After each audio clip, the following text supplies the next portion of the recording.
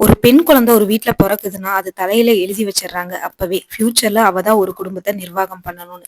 அதே சகிப்புத்தன்மையோட தான் அந்த குழந்தையும் வளருது. ஒரு பொண்ணு வீட்ல இருந்து எல்லா வேலையும் அவ மெயின்டெயின் பண்ணாலும் சரி, இல்ல வெளியில போய் 4 காசு சம்பாரிச்சுட்டு வந்துட்டு குடும்பத்த பார்த்துட்டாலும் சரி, என்னதான் இருந்தாலும் கடைசியில ஒரு வார்த்தை சொல்லுவாங்க பார்த்தீங்களா?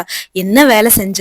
நீ செய்யற வேலை என்ன பெரிய வேலையா? வருஷம் 365 நாளும் நாங்க வேலை செய்றோம், சம்பாரிக்கிறோம், குடும்பத்த பார்த்துக்கிறோம்" அப்படின்னு ஒரு கேங் வந்து பேசிட்டு இருக்கோம். இன்னொரு கேங் வந்து பார்த்தீங்கன்னா, "நாங்க 10 வயசுலயே வந்து காட்டு வேலைக்கு போனோம், கரும்பு செவந்தோம், 10 குழந்தைகளையும் அசால்ட்டா வளர்த்துனோம். நீங்க என்னன்னா 1 குழந்தைய 2 குழந்தைய வளர்த்துருக்கேன், இவ்ளோ சலிஞ்சுக்கிறீங்கன்னு" சொல்லுவாங்க. அந்த காலம்னாலும், இந்த காலம்னாலும் கஷ்டப்படுறது என்னமோ பெண்கள் தான். ஆனா பெண்களே சில பேருக்கு வந்து பார்த்தீங்கன்னா, இந்த வேலை நாங்க அந்த காலத்துல செஞ்ச வேலை தான் பெருசு. இப்ப நீங்க செய்ற வேலையெல்லாம் ரொம்ப கம்மிங்கிறாங்க. இந்த காலம் மாரியாங்க வாரத்துக்கு 2 நாள் மாவாட்டுறாங்களா? அந்த காலத்துல என்ன பொங்கல், தீபாவளி தவிர மத்த நாள்ல இட்லியே சுட மாட்டாங்க.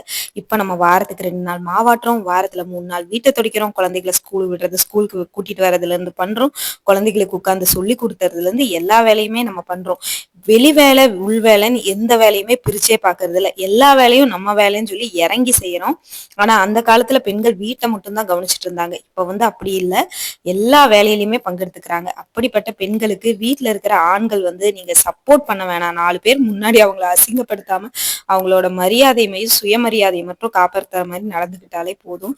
இது நான் பல பெண்கள் வீட்ல பார்க்குறேன். இது ஒரு ஆதங்கம் தான். அதத்தான் இந்த வீடியோல சொல்லியிருக்கேன்.